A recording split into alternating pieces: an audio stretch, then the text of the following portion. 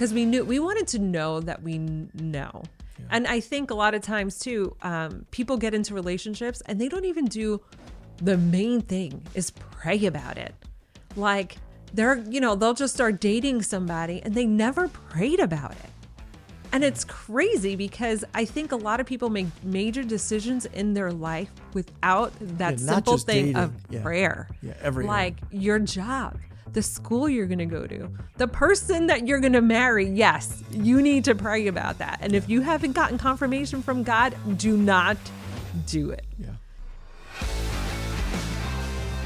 Hey everybody, welcome to this episode of the Toddcast, where we ignore all the others because this Toddcast, this podcast, this vodcast, this video, this audio is built on one thing, truth. And we're so glad you're joining us today. Hey, make sure you hit subscribe on our YouTube channel. Share this content with other people so that we can get more people listening in, dialing in.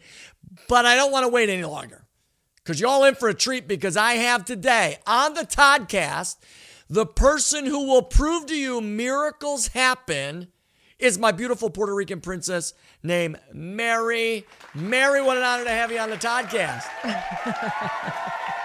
I know you are excited that I finally said yes. I submitted. I submitted to your husbandhood request. Yes, to my request. Yes. Mm-hmm. Maybe a partial demand. Maybe Jordan was and Maya. Everybody said, everybody else should be on the Toddcast and stuff like that. So I'm glad you're on. Well, yes, it's an honor to be here. Good. Life is good. Can't complain. Yeah, exactly. So today we're going to talk a little bit about relationships. Mm-hmm. And so we've been in relationship, marriage, dating for 24 years. Yes. 24 years. Yeah. Yes. 24 years. A little over that, but no, yes. 25. Almost 25 years. Almost 25 years. A quarter of a century. How does that make you feel? Old. Old. Yeah, so but now, it's crazy. When did you first realize this was the heartthrob of your life? Well, I guess this is what we're going to be talking about today. Okay. So we're going to talk about relationships, and we're going to talk about our relationship, and hopefully give people who are single, even single again, dating, even married. Yeah.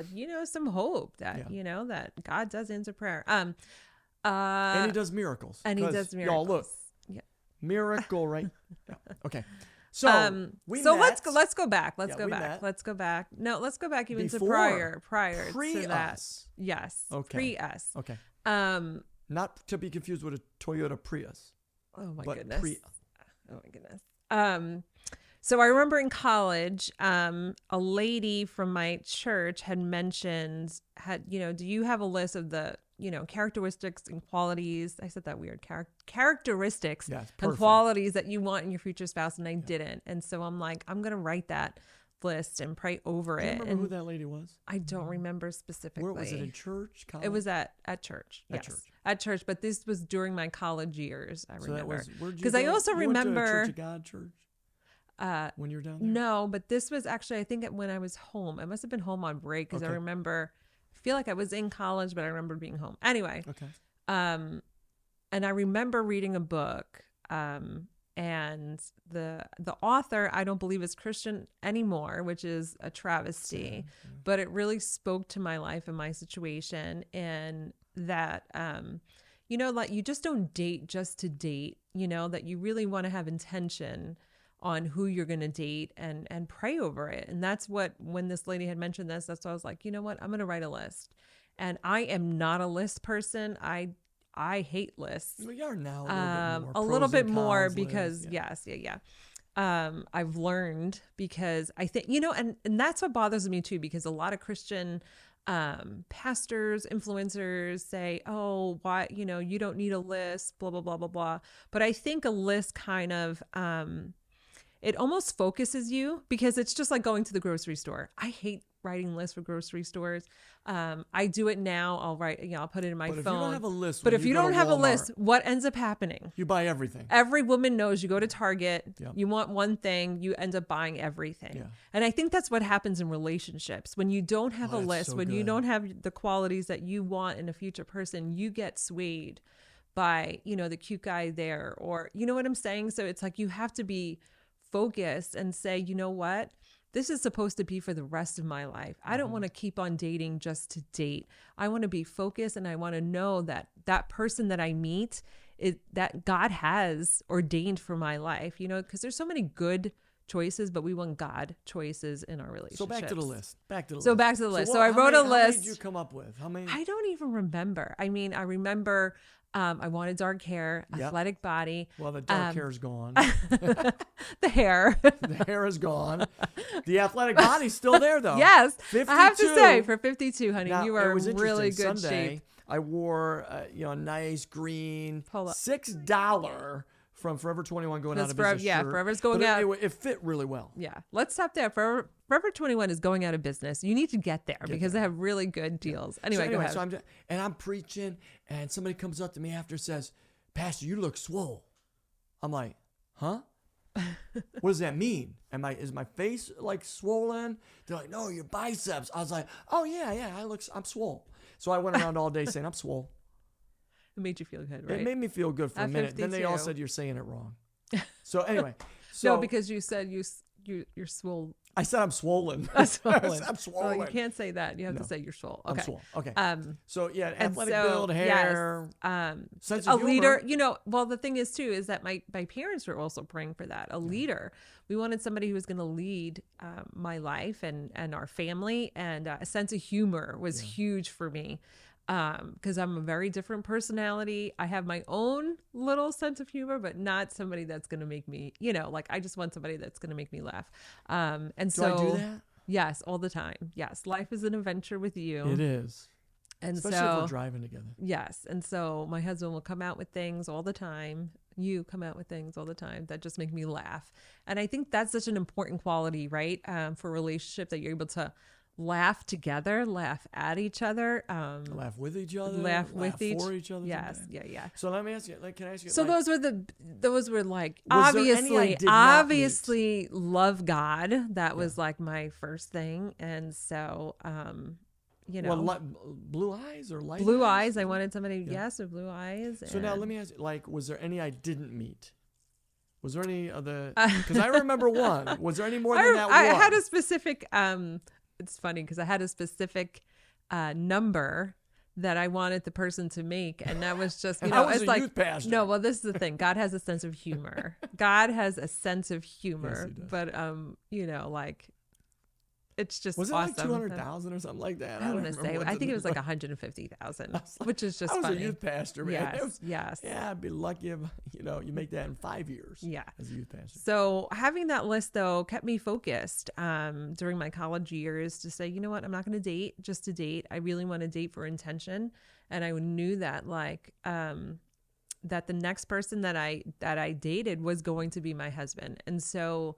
I think when you have a list, again, it focuses you. And when you meet that person, because you've been praying on it and you just know that person is for you. And so I graduate college. There's no prospects on the horizon. And I remember getting home and getting established. And I was like on Long Island. Yeah, because I went to college in Tennessee. You were living in Queens, but then traveling to Long Island. Well, excuse me. Yes, I was in Queens at the time. And I just remember saying to my mom, I don't think I'm going to meet anybody. And she's like, you know what? She's like, I've been praying and I know it's going to happen soon. And just a month later, they hire you as, anyway, let me actually go back a little bit. I was helping out with some of the teenagers, like a teenage girls. Yeah. And so I was kind of like doing a Sunday school class, whatever. And they're all talking and they're like, oh, we got a new youth pastor. And so I was just finding out, and they were saying, find out he's single. And I'm like, why would they hire a single youth pastor? That's just going to get these girls distracted. And who got distracted, baby? So it's funny. You could give your perspective, but basically it was like, you came in August, I think. Yeah, I came in middle of August 2000. Yeah, 2000. I think I got hired in July, moved here in August of 2000. We started talking in September, I wanted to say. Yeah. October. But I was a little coy. October was our first, right? Listen, kind of like anybody, if you listen to the Toddcast at all, Jordan, you'll say this is true. You know this is true. Like, when I see something I want, I'm going after it. Yes. And so I see this beautiful Puerto Rican girl, olive skin, long hair, right? Keep on going. And and I'm literally like, she's teaching a girls class. So do you remember I came up to you? I said, hey, I'd like to meet with you and talk about the girls ministry class. Yes. I wasn't even in charge of girls ministry, but I used it. It worked out. Stories, still 25 years in the making. Yes. Yeah. So then remember we went out to eat that one night for a meeting? Mm-hmm. And that was Chili's? Was that Chili's? I don't think so. TGI Fridays. That's what it was. Rockville Center. I don't know. I don't remember that. I just remember October 14th. Yeah. We had confirmation. It was our first official date. First official date. I remember writing Where did we go? Cheesecake Factory. Yes. Shout out to Cheesecake Factory. If you want to sponsor the Toddcast, we'd be interested. And I remember writing in my journal that I met my husband, that I knew that I was going to marry you. And I remember months later, I had asked you on the phone. I said, I remember being in my living room when we had those long cords. You remember? You hang up. No, you hang up. You hang up. Yep. But do you remember having those cords? That thing called the telephone that you had to have? Kids don't know the pain. They don't know the pain today. Anyway, so I remember asking you, when did you know? And you said, I write down everything in my calendar, and I circled October. Well, you knew the location. No, you knew the date because you wrote it on you remember on your calendar. Yeah. You circled it, so October 14th. October 14th, but I didn't remember and the I location. Said, and then you said, that's the date that we went to the Cheesecake Factory. I don't know. Anyway, it was like I had it in my journal October 14th. We weren't even supposed to go to the Cheesecake Factory. But once again, that little coy move I made. You remember the bet I made with you? We were supposed to create a float for the teenagers. Yes. I knew you were not an early person. I said, oh, there's no way you're going to make it on time. I said, if you're on time, I'll take you out to lunch. Yeah. And then we ended up at the Cheesecake Factory, and there you go. Yeah, and then the rest is history. 3 months later, we were engaged. We were patient. Crazy. I could understand now why people thought we were crazy. Your parents did, I think, my for a little bit. parents did, yes. They sent us to pre-marriage counseling. Yes. And then 11 months later, we married. Yeah. And now it's almost 24 years. Yeah. September will be 24 years. Yeah. Yeah, pretty crazy. So let's talk about relationships. Before we do that, what's the craziest moment you think with me? Like, I was just thinking about that. Like, what? This is like either a fun moment or something like, oh my gosh, this guy. Have you have any of those? Like, I have, but you're going to put me on the spot to remember for the last 24 years. The craziest moment. The one that always sits out in my mind wasn't between us. It was my mom. Oh my gosh. You already know what that story is. We have Judy stories. Yes, I love my mom. She's in heaven now. But stories. So the first time I meet Todd's mom. This was great. We can tell this now. And at that point, we were already engaged. Were we engaged? Yeah, I feel like we were. Yes. And my mom was visiting. Yes, and Todd lived in a little cottage in back of the assistant pastor's house. Like a 700 square foot. Yeah, and so his mom is visiting, so I meet her for the first time, and she just randomly, I think we're watching a show or a movie or something. Yeah, we're in the living room. It was all kind of like all one room. Anyway, and it was a studio apartment. Yeah. And so Judy says, she looks over at you. Yes, and she says, I hope you guys are keeping it pure. Because I know how you Latino women are. Yes. You were just so excited to say that. Jordan, what do you think about that? My goodness. So what does that mean? Taken, yes. As you can imagine, I was really taken back. Yeah. And my disposition is, I am not like... You're not confrontational. I'm not confrontational. I'm not going to go all Puerto Rican like some girls. Silently in my head. And so I'm like, oh my gosh, what am I marrying into? That honestly was my thought. Now, it's interesting. When you left, I walked you to the car, came back in. I said, Mom, this could be my wife. You ever talk to her like that again, you're not welcome in my house. Yeah. I set the ground. Yes. unfortunately, my mom talked about my brother's spouses, but she never came back to that because I put my foot down. There's a lesson in there. Yes. About being careful what your parents say. You can't go to your parents with issues about your spouse. And that's, and that's what you have done so well. Because it wasn't, and that was just the beginning of a, two families kind of coming together. But you did right from the get-go. You definitely, put your foot down and demanded respect, for your new family. And I think a lot of times when we're counseling, people going into marriage, a lot of times the in-laws have a lot of say into their new family. And I think it's a good lesson to learn, husbands, future husbands, you now have a new family and you have to be careful with the voices that you allow within your family now, even when it's your parents and things like that. And so, you definitely set that foundation, like, no, you are not going to speak to my wife like that. And so that definitely set the course. Yeah, our pastors always say, you may not come from a good family, but a good family can come from you. I wanted it to stop. I grew up in a multi-divorce home. That's a whole nother story. We talk about how your mom was like, no, you're not going to marry this guy. Remember that? Well, I think that, and that's been, your mom has this weird discernment. When we first, she's got ooh, going on. And we had two different worlds collide. Oh, yeah, and I think a lot of times, relationships happen, opposites attract. Yeah. And, even opposite families, and you came from a very dysfunctional. You had a functional family. Somewhat, we had a functional family in that, we were not perfect. And we're keeping on the record. But we got along. Your distant family has a lot more. Everybody, has little different things. But what I'm trying to say is, though, we're not a perfect family, but we got along and, worked things out. And so coming from that to seeing your family that, had a hard time getting along, to say the least, was new to me. And so, so when we're saying that, okay, we want to get married, you tell 3 months after knowing each other, we're getting married. Listen, you could totally understand where my parents were coming. Can. Back then I thought, what are you talking about? I'm a 27-year-old grown man. Do whatever I want. But we also made a commitment that, because I'm very traditional like that. So I said, well, I got to ask your dad. And so I went and asked your dad and said, I remember the first time I told him I wanted to kind of see you regularly.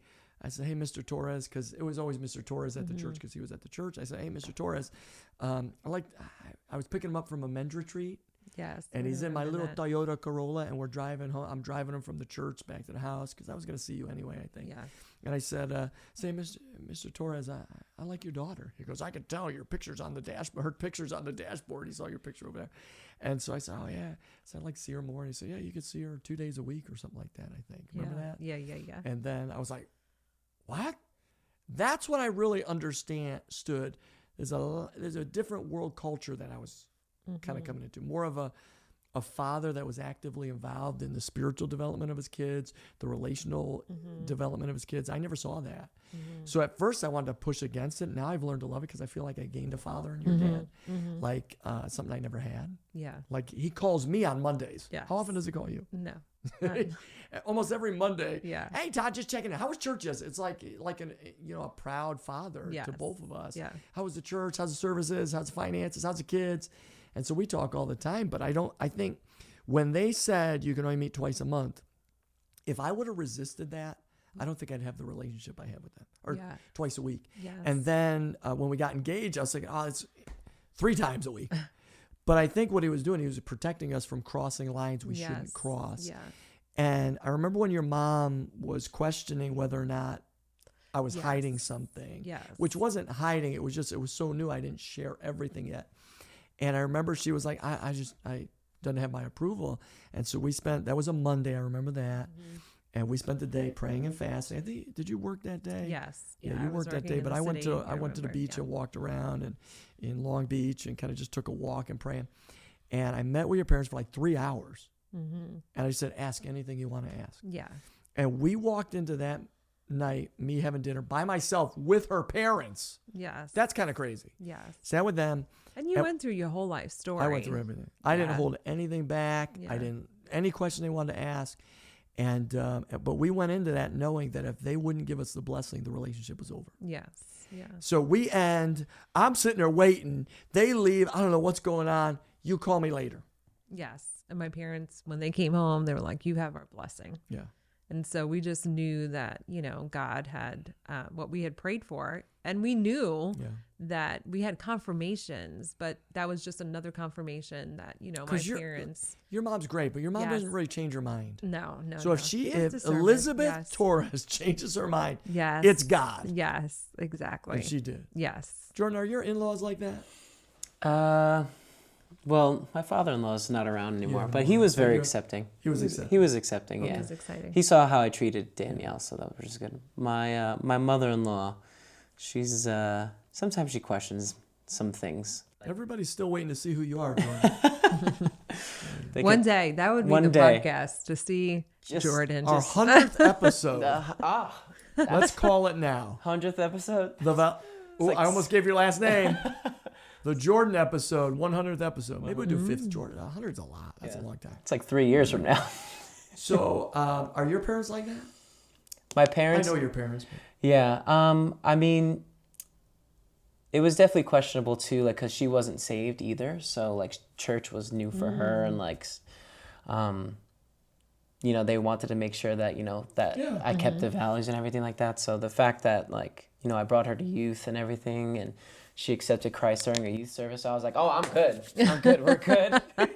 She's saved. And your dad's also Hispanic. Yeah. See, there's a theme here with Hispanic fathers. They want to be engaged. And it's funny because my father-in-law, like, each one of his daughters married not a white person. So he was kind of like, geez, it's like a melting pot over here. So it's kind of what I got from him. But it's like, the thing he said when I asked him for her hand, he said, well, that means I'm going to have Puerto Rican grandchildren. Guess I'm going to have to go with it. We're giving more hints about who Jordan is now. Yeah. Puerto Rican. You guys are getting frosted hair. So let's kind of shift gears a little bit, because it's important for people to know our story. We're still happily married. Yes. There's some way, in the last episode we talked about language matters, and I said there's a word we never say in our house. What's that word? The D word. See? I won't even say If you're wondering, because on the last episode I called it the D word. Yeah. We don't speak that in our house because that is not an option. That word is put on the bottom of the screen. That's the word. We don't say that word. Yeah. Because whatever you speak, you breathe life to. So 24 years together, 23 married, no, 24. 23 going on 24. Yes. Going to hit our 25th. We're going to go to Hawaii. Yes. That's our plan, Yes. Hawaii. So let's talk about because, one of the things I think people need to understand in relationships is how do you find the person? Like, do you find the person? What qualities do you look for? What are some things you think? Like, obviously, you made your list of, hey, here's the qualities I'm looking for. What are some of those general qualities you think young ladies, young men should be looking for in a future spouse? Even someone they'd consider dating. Obviously, we're going to say number one, if you're a believer in Christ, they have to be a believer in Christ. Yeah. Not everyone's going to have the Jordan and Danielle story where he brings his girlfriend who's not a believer to a youth group. She gets saved and he's like, yes. That's not going to be everybody's story, but then it's so important to have that unity because the Bible says, how could two walk together lest they be in agreement? So the two have to be walking together. So apart from, as a believer, having a relationship with Christ, especially if it's a female looking for a man, he better be able to lead you. If he can't lead you, leave him. That would be my advice. If he can't lead you, leave him. Yeah. So what would be some of those qualities you'd say for guys and girls? Well, because like I said earlier, actually it just escaped me what I said earlier. That happened to me last time. So you know what Jordan's going to do? Because we don't edit this. Jordan's going to rewind. Going to put it right there. And then we're going to build on that. You know what I'm saying? So it's like you have to be focused and say, you know what? This is supposed to be for the rest of my life. I don't want to keep on dating just to date. I want to be focused, and I want to know that person that I meet is that God has ordained for my life. You know, because there's so many good choices, but we want God choices in our relationship. It's so funny. But what was I saying earlier? I forgot. I think you just kept on talking, and it just like left. Well, let's talk about that for a minute, because that happens. Left my brain. I have what I call the 13th spiritual gift. Forgetfulness. The gift of gab. Yeah. The gift of gab. Like, that's the 14th gift, because I do forget things too. I forget what I ate for lunch yesterday. Breakfast. See, this is why you always need to just laugh with each other and at each other, because that's just how life is. I laughed at you. Yes, I remember too. Oh no! We were walking in Queens. What park was that? We were walking Flushing in Meadows Queens, Park? Flushing Meadow Park, Yeah. and it's like the iconic globe. Yeah, they have it that at was the in King the of King Queens. of Queens. Yeah. In the beginning. So we're walking at that park. And we're walking around. It was after a rain. It was after rain. So there was this huge puddle, and I'm like, I'm gonna jump over the puddle. Well, I jumped first. And yes. And so I go to jump. I'm 5'2". I have the shortest legs. I almost make it. I hit the edge, and I go right into that whole puddle of water. And all you do and is what do I just do? laughing. I'm not there trying to help pick you up. No, I'm it was not laughing chivalrous at all. uncontrollably. There was no remorse. Yes, exactly. Pure humor. But then out. we ended up just laughing. Yeah, now we laugh about it. It's a story we tell. But qualities. So qualities. So we're talking about qualities. I mean, Love Jesus. Yes. And first of all, all of us, when we're looking for somebody, we want these amazing qualities, but we have to realize first we need to have those qualities in ourselves. So, we can't expect to find somebody, that loves God, that reads the word, and does all these things. If we're not doing that, if we're not consistent in church, if we're not seeking after God, we can't be wanting those qualities in somebody else. But like what I was saying what I was thinking about before, if I could even remember it,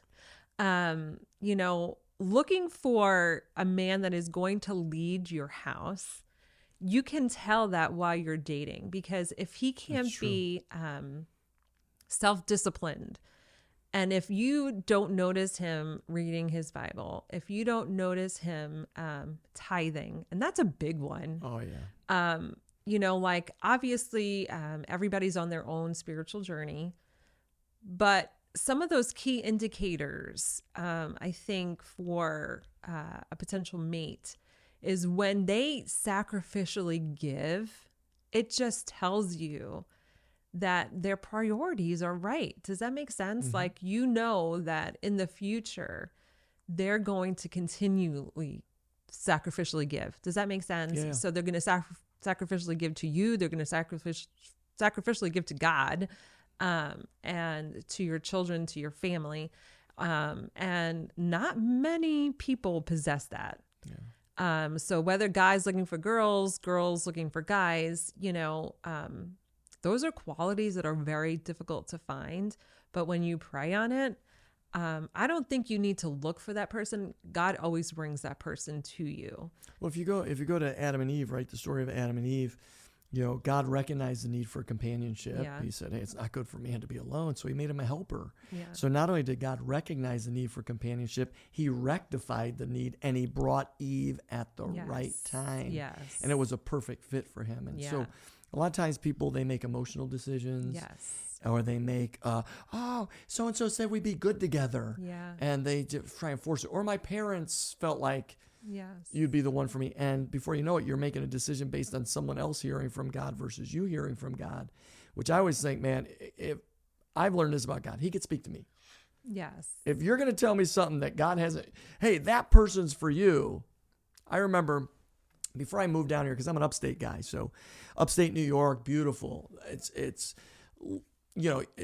beautiful highways, and people hunt. They shoot things, blow things up in their backyard. They fish. They do all the outdoor stuff. Down here on Long Island, you can't tell anybody what you have sometimes because they think you're crazy. Anyway, so upstate, we do all this other stuff. And I remember the last Sunday I was preaching in upstate New York, I remember I was preaching at, I think it was called Church of the King, charismatic church, great guy. I love the pastor there.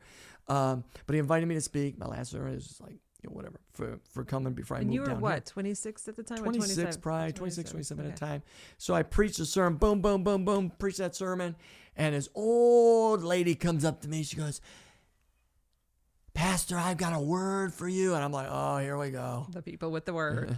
Everybody's got a word for somebody. Man, get a word for yourself first. Yeah, that's so true. Anyway, so they give me a word, and her word is, God is sending you to Long Island to meet your future wife.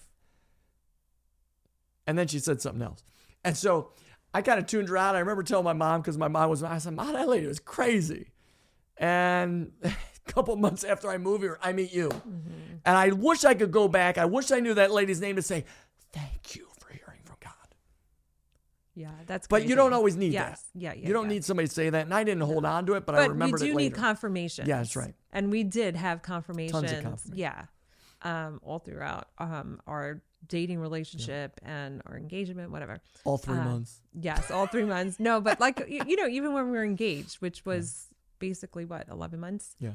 Because we wanted to know that we know. Yeah. And I think a lot of times too, people get into relationships and they don't even do the main thing is pray about it.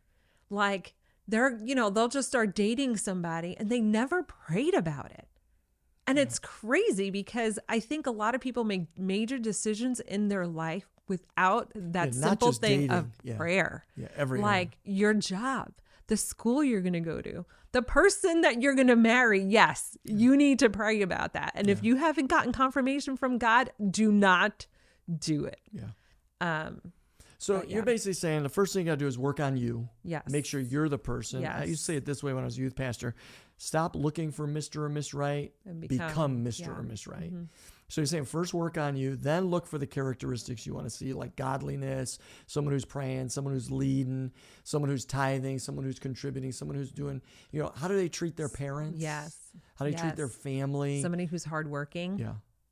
Yes. They must have a job. Yes. Yes.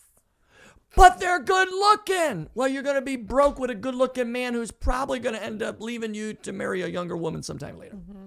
Another big thing. Okay, hit us. Man, addictions. Where do they go out on Friday nights?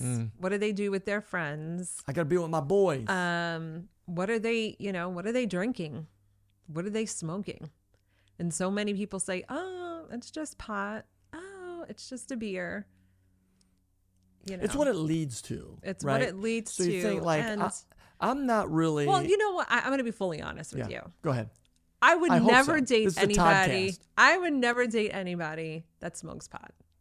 Sorry, it's just not going to happen. I got to stop. I would never date anybody. I got to stop. I've been doing. Oh my gosh, no. I would never date anybody that smokes. Those are my things because I just don't want to go down that road of them dealing with getting rid of that addiction. Okay, now think about this for a second, right? So I used to smoke pot. Mm-hmm. I started at 11 years old, if you can believe that, smoking pot, all the way till I was 17 years old. So I smoked pot, got saved, gave it up, right? So, but now when we walk through and this is the city, thing, we thank God for redemption and forgiveness and all of that stuff. Yes. It's just, go ahead. So anyway, right, God transforms our lives. Yes, God transforms our lives. But now when you walk through New York City, it's like a pot factory. Man, Times like Square, literally, yes. And here's what I always say. Everybody take a slow walk. You can't because it's just so, it's just. Yeah. It's funny how your perspective changed over time. So why would you want to date someone that smelled like that all the time? Yeah. Right. Yeah, Number one. Yeah. Then you have to mask it, and that's a whole nother story. But think, okay, that was your choices, right? And now I know. Listen, and that's the thing too. I know everybody is a work in progress, but that's the thing. I think that you have to let them work through that before you get into a serious relationship. Because if they're still going through that and you're in a relationship and then you get into marriage and they're still dealing with that, you're going to be dealing with addiction probably for most of your marriage. Not just drugs, not just alcohol, porn. Yes, that's huge. Like that, that's a big deal that affects a lot of relationships because it becomes a comparative narrative. Yeah. Why doesn't your body look like that body? Yes. Right. So and I mean health is another one. If you're dating somebody or if you yourself take care of yourself. Don't take care of yourself. Maybe you're, obese or whatever. That's something that you have to look in yourself and say, you know what? I want to be the healthiest version of me before Because you want to last. Yes, exactly. You want to last for your children. You want to last for your spouse. And so those are the things to think about. Nobody talks about it, but it's like, yeah. So now the best thing you can give to your spouse, your partner, is a healthy you. version of you, Yeah. right? Mm-hmm. So you want to make sure you're healthy. You want to look for healthy qualities in someone. So we said a couple of the unhealthy qualities that are more like addiction based, but there's some other ones that are unhealthy qualities. Mm-hmm. Like, what would you say are some things, man, if you see a red flag like this, you probably want to run in the opposite direction. If they're a flirt. Oh, a flirt. Yeah, if they have wandering eyes, Ooh. just don't make excuses and think that that's going to go away because That's it normal. doesn't. It's normal to check out other chicks. That was my problem. I was a flirt. Jordan was a flirt, this everybody. But this is the thing. And some people have those kind of personalities, like some people, like sometimes even you, like you could be a touchy-feely person. I'm a touchy person. But like then, like we had a discussion about it. And sometimes you don't realize that. But, you have to kind of like say, But there's a difference between a touchy Yes. person and a touchy person. Yeah. Because there's some people, we got some people in the church. Yes. I know we shouldn't talk about this. They don't but understand. They don't personal understand. space. Like, you have people that hug you, and women Yes. will hug the pastor and put their chest right in the pastor. You're like, this is awkward. You're Yeah. like, let go of me. Let go of me. So what have I started doing now? Side hugs. Yep. it's Side all hugs. around- And I go in yes. for the side. There's some that they're fast. Let me Yeah. tell you, the people that want to hug you, they're fat. And they'll come hug you, and and you feel almost like, leave me alone, because you're trying to protect yourself from even the look of an issue. Yeah. Right? So flirts would be one. So people that flirt around, people that have wandering eyes. I say this, absence makes the heart grow fonder or makes the eyes to wander. Yeah. Exactly. So at some point, you got to make sure that person's not flirting around. Yeah, what would be another one you'd say? Like, that's a we've good honestly met question. some people that they flirt and you're like, oh my gosh, how are you still married? Mm-hmm. Even like this is a topic to talk about. Is Sounds like we might have an episode 2. No, but when do you, if you are dating somebody seriously and you're gonna get engaged, when do you talk to, if that person has opposite sex friendships, close friendships? What do you think about that? Let's talk about that first. Well, I personally don't think that a man cannot have close female friends once they're married. Yeah. I think it's impossible. I just read what was that the study? 85% of affairs start at work. That's It's because of proximity. Yes. You're together with that person. It could be a coworker that's a female. I don't go out to eat with females. I don't go in a private room with females. What's some other things? I won't go in a car with a female. I just don't do it. Not because I don't trust myself. I don't trust you. Yes. Yeah. I don't know what you're going to say, what you're going to do, and I don't want the even image of it to come back to bite me. So I personally think you can't have close opposite sex friendships. I absolutely agree. Someone's going to misread it. Yeah. How do you feel? No, I absolutely agree with that. And we didn't have, opposite sex friendships, when we were engaged or, anything like that. Yeah, well, you didn't need him because I'm the total package. Yes, you are. But yeah, like, if they have a lot of friendships, female friendships, male friendships, opposite sex, and they're, you know what I'm saying? Like You'd say that's another red flag. I think that's a red flag. Okay. Absolutely. Because then you're going to be dealing with that in your marriage. And obviously they don't see that the same as you. Okay. So let me ask you this then. So there's a couple things. What about, do you encourage, if your interest is hawk their social media, do you think you should hawk, meaning like hawk, I'm that hawk flying in the air, checking out do you say, check out what they're putting on social? Like if you're interested in that person. Absolutely. Because I don't know if you remember, like when we first, when was the time, it was Halloween, October 31st, that we got together at that cafe in Lynbrook. It was Brews. Yes, I forgot Not what it was Witch's called. Brew. No, What was it called? I forgot what it was called. Anyway, it's not there anymore. Remember it like burned down or something? Yeah. But remember I asked you all these questions? We had so much heat in that room, it couldn't handle it. Oh my gosh. Godly heat, by the way. Godly heat. We were dating at the time. No, we weren't dating at the time. October 30th. I don't think we were. That's true. We weren't dating at the time. Yeah. We were soon to be dating. But I remember I like asked you a million questions. Because that's the thing, like it was almost like a job interview. It was.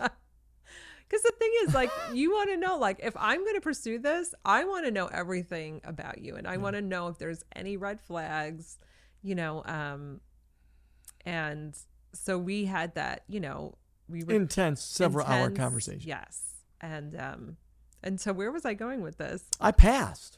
Yes. No, obviously you did. But what were you just talking about? Social media. Oh, so we're talking about social media. So I feel like That's it's why the Jordan's same thing. here. Thank you, Jordan.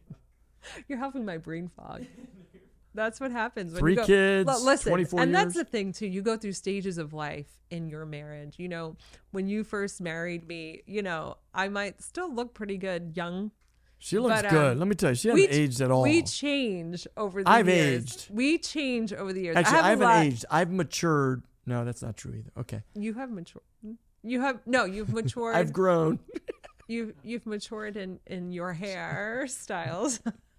That's true. I've gone through a lot of. My hair used to go like this. Remember that? Listen, when we got married, I said I want your hair down because I love her with long hair because I love long flowing hair, and she puts it up. Yeah. And so you know what I did? My hair went up too. Yeah. Look at our wedding picture. I put my hair up. It was like black spikes. It was black. Yes. My hair was black at some point. At some point.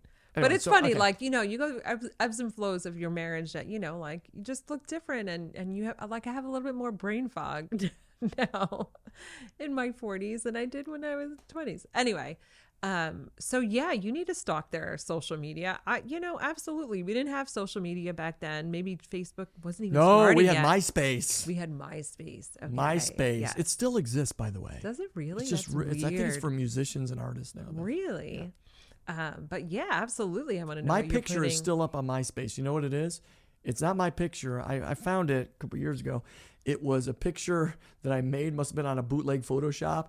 It said Jack Bauer for president with Jack Bauer from 24. Oh my gosh, that's anyway. hysterical. So if you're under like 40, you don't know. What I liked about MySpace is you could put your own music, like Yes. what's it find. And I remember having Jesus Freak DZ Talk I love that. on my page. I actually used to play guitar to that. Me and Really? my friend Jeremy and a bunch of guys, we do that Jesus Freak song. What would people think if they feel I'm a Jesus? Yeah. Okay. So random, yes. What were we saying? Yeah. Stalk So their social media because media, like you find absolutely. like if let me ask you this question as a female, okay? Now this may be a little bit controversial. The question I'm about to ask you. How do you feel about females showing all they got in their swimsuits on social media? That's a good question.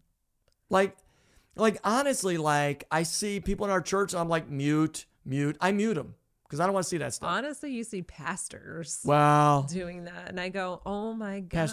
like, female pastors, because if there's a Oh, man yeah. in a bikini, like, that's a whole nother podcast. like it's Jordan put that on the list. Like, I just, you know what I'm saying? I just don't think, just don't put it out there for all the world to see, please. Well, it's like I Especially think, when you. but don't you think like Victoria's Secret? There is no Yes, secret. Exactly. Like, don't you want there to be some mystery that when you Yes. do have that yes. and yes. it's like now you get to experience all there is. Yeah. Like I remember, I feel like we've kind of like, even in the church, we don't really talk about modesty anymore. I feel like we think about modesty and we think about, the Bates or the Duggars, 19 Kids and Counting. which had but some you can- indecency behind the scenes. You could have like, You can have fake modesty cool too. modesty. Come on. Like you don't have to be in like a grandma floral. Like floral dress. You don't show cleavage. You don't show mid. You don't wear bikinis. You're very modest in how you dress, but you're try beautiful. to be. Thank you. I so appreciate I don't that. want people to look Listen, at my wife nobody that wants way. to see my midriff. I've had 3 kids. But I'm just saying, like, I think modesty, in the church world, Yeah, modest is obviously the hottest. world is not going to be modest. Yeah. But I feel like the church, at least come on, let's, at least strive to have some sort of. Well, nobody talks about it anymore. Nobody because ever talks about it I think anymore. people don't see it as a win.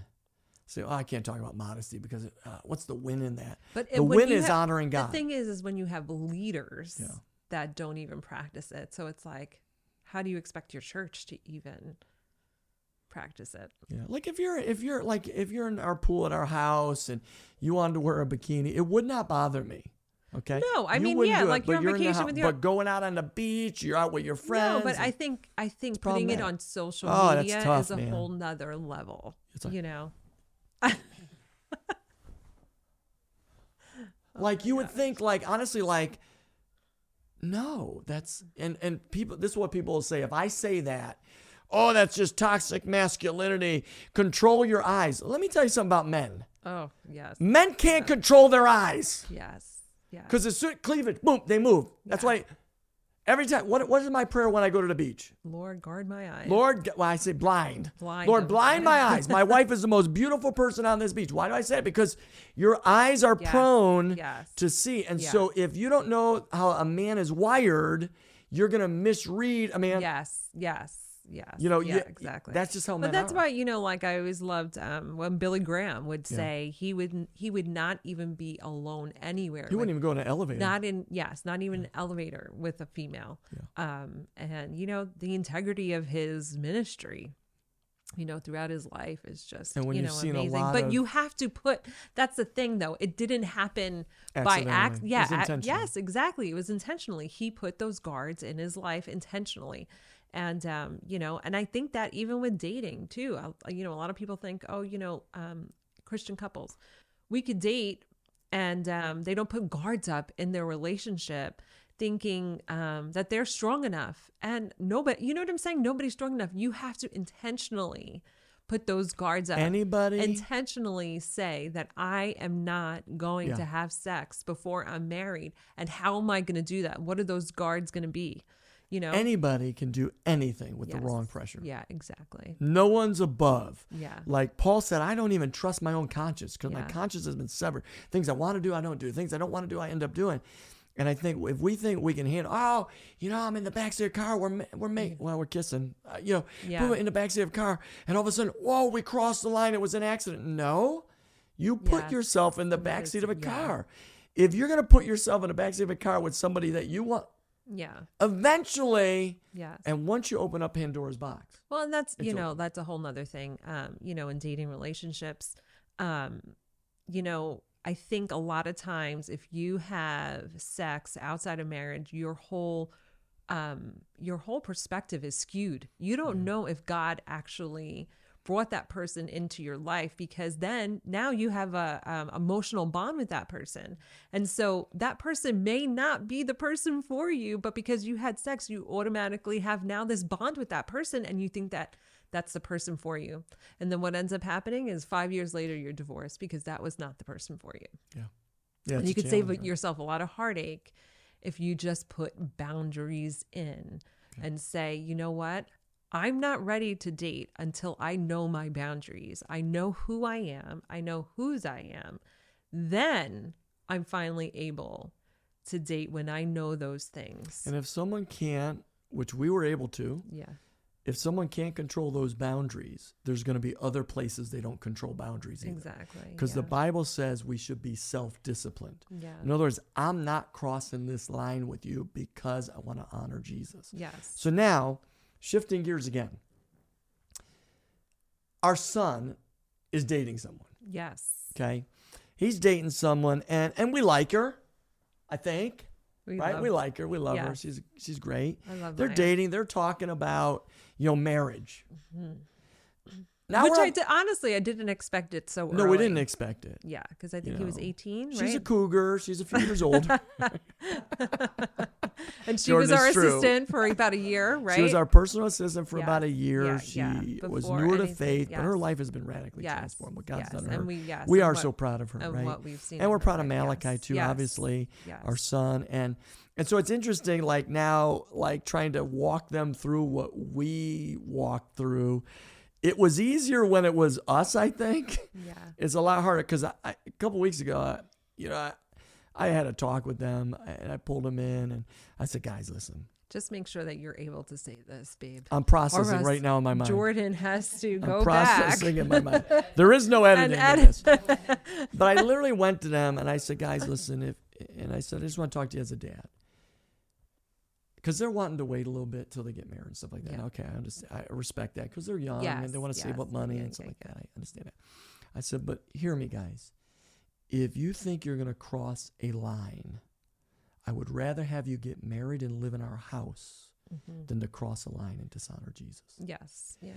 And so what I'm trying to do is not just parent them through this, but also pastor them through it. Yeah, which is a hard. Can we talk about that kind of as we start to wrap up? Is what role do you think parents and pastors should play in the development of their child's relationship or a spiritual kid's relationship within the church? Well, and that's the thing. It's, it's just not our children, as pastors, it's our church, our spiritual children as well. And I think a lot of pastors and I think a lot of parents don't talk to their children about sex. And I don't think that they talk to their children about waiting. Nobody talks about that anymore.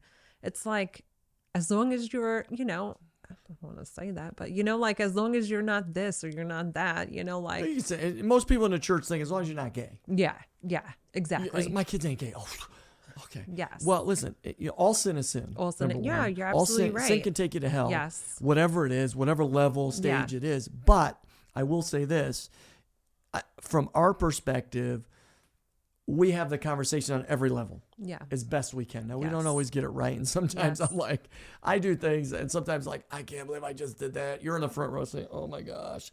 But nobody likes to have the conversation because no one likes confrontation. Yes. But Yeah. what you don't confront, you can't change. Yes. Yeah. So if I can't confront some of these things, I'll never help change them. So yeah. when you But think about, like I was just talking to some of my girlfriends. We went out, other mothers, and we were just saying, like we have the responsibility as parents to talk about this with our kids. They have the responsibility to make their own decisions and their choices. Their choices, as long as we've told them, what God's word says, and they should know it because they should be reading it as well. But as long as we have shared and, we have that responsibility, but their responsibility is their choices, and that's on them. that's right. Whatever choice that they're going to make. If we've done our job. If we've done our job and told them God's word, raised them in God's house, they have then the choices to make. And that's the thing. It's their choices. Then we can say, you know what? I've done what I should do. And whether good or bad, right? They're going to have consequences to their choice. And the good of it is that you have then going into marriage, you have a marriage that's going to be blessed by God. The bad of it is, you're going to have consequences that God then takes his hand off of that relationship until you make it right. Now, you think about this. That's if you got Christian parents. Yeah, that's if you have Now, if you don't have Christian Christian parents, I believe your pastors should play a role in that. Yes. The Bible says in Hebrews 13, obey your spiritual leaders, for they keep watch over your soul. Do it so their work wouldn't be a burden but a joy. Obey your spiritual, they watch your soul. There's only one group of people in the entire Bible called your soul guard. Yeah. And it's your Yeah. pastors. Yeah. And so what I found for the last, I've been in ministry 29 years. That's been a fatherless generation. Fathers are absent. Fathers walk out. I was talking to somebody in the church. I felt so bad. Dad left, just sends money, has no relationship with their kid. That breaks my heart. I always wonder why this one young lady in church always has to have a hug before she leaves. She's looking for a dad. She's looking for somebody, right? So, but now what I'm finding, we're not just fatherless anymore. We're motherless. Yeah, it's true. Moms are becoming absent because they're have having to work two Yes. jobs because dad's kind of out there not doing his best part, and mom's trying. She's doing everything she can. So now these young men and young women are raised in a fatherless and motherless home, and they're crying out for someone, parent me, help me. So I think pastors have an important role in that. And what I like in our church is we do believe in the role of pastors, but we also don't push it down people's throats. But I had a young lady come up to me on Sunday. You know who she is. She came up to me on Sunday, and she said, I want you to know before too many other people know, but me and introduced me to this guy. We're starting to date right now. And just wanted you to know. And I felt like, man, that's so great. I'm going to be praying for you guys. Yes. I'm proud. Thanks for letting me know. She's looking for, Yes. hey, I just want someone to be able to speak into this. Yes. When someone says, hey, we're starting this journey, what they're saying really is, are you okay with this? Yes. Do you Yeah. see anything that might be Yeah. a hazard or a trip? And they're great young adults, and I love watching people do that. It's not about control. Yeah. It really isn't. Pastoral accountability is not about control. It's about growth. Yes. And the grow. thing is, just like with our own kids, we love our own kids. Yeah. We want to see the best from their lives. And it's the same thing with our church kids. We love these kids. We have seen them, Some of them since they were little babies. Yeah. Some of them since they were, maybe teenagers or whatever. And we love them. We know their story, and we want to see them to develop, like everything that God wants them to be. And so we want to know, and we want to be part of their relationship, and we want to know, we want to be a part of it, and we want to, invest into that relationship, and hopefully, give our blessing, to that, because they do. A lot of our young adults look at us as their spiritual parents. And so, we want to be a part of it, and it's an honor to be a part of it.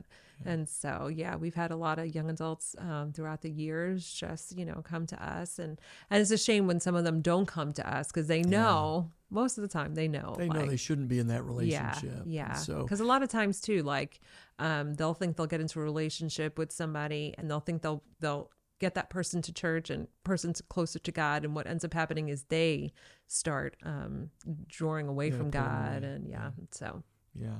This was good.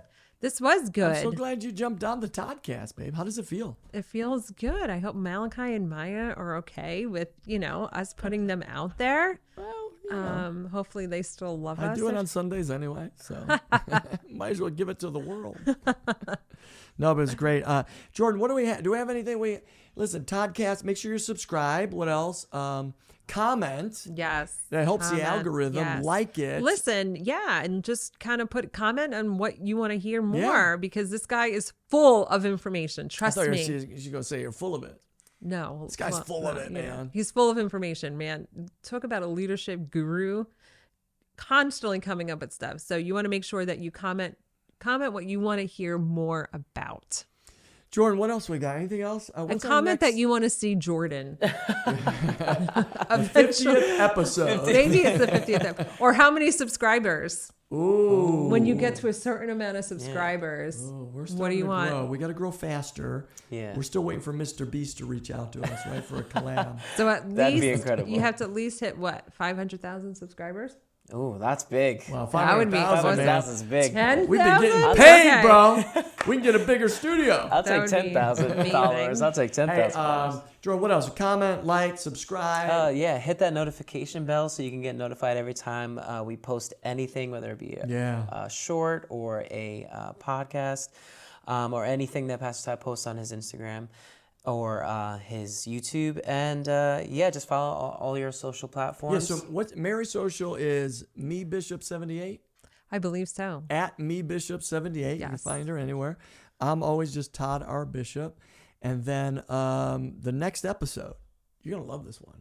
You know what? It's one of my favorite ones to talk about. It's literally called Screw What Other People Think. Thanks for joining us on this episode of the Toddcast. And if you want to see Mary more, comment, we want to see Mary more, and let us know what you want to hear, because at the Toddcast, we ignore all the others.